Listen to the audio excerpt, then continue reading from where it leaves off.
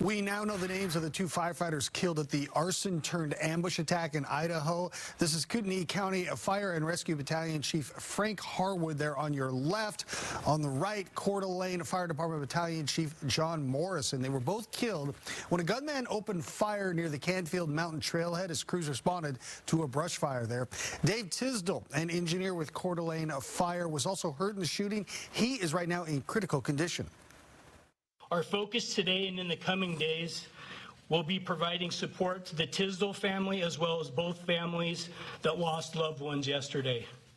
At the same time, both of our departments are going to be focusing and providing mental health resources for our personnel and families that are going to be greatly impacted by this tragic event for months and years to come.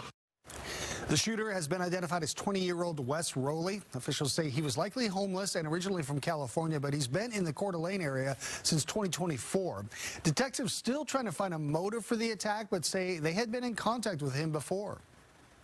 The Coeur County Sheriff's Office and Coeur d'Alene Police Department, we've had 5 interactions with Rowley. And of those 5 interactions, we've had 3. Coeur d'Alene Police had 2. They're very, very minor in nature.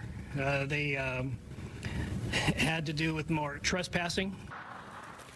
The suspect's grandfather also speaking out, saying that this all comes as a shock. Nobody had any inclination that this was possible. Just a regular kid, you know, things he's excited about and wanted to do in life. And, I know that he wanted to be a fireman. He was trying to be a forestry fireman. Investigators say Rowley also started the fire that brought those rescuers to the Canfield Mountain Trail. That fire continues to burn more than 24 acres.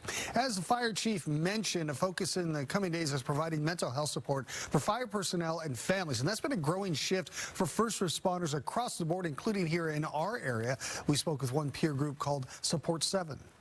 Our firefighters and all of our first responders every day are putting different rocks in their packs, and they walk through it. They have their different ways of grieving it together and dealing with it and coping together, but really they still go home with that pack, and every time there's a new incident, it's added to that pack and on their back. And especially when there's an event like this, not only is this hard for the families that have been affected directly and the fire department, but all of us, our hearts are broken from this. Seattle Firefighters Union also releasing a statement saying they're deeply saddened by this attack. They say violence against firefighters increased dramatically over the last few years, and it's adding to a long list of dangers that firefighters face every day. We've linked more mental health resources at fox13seattle.com.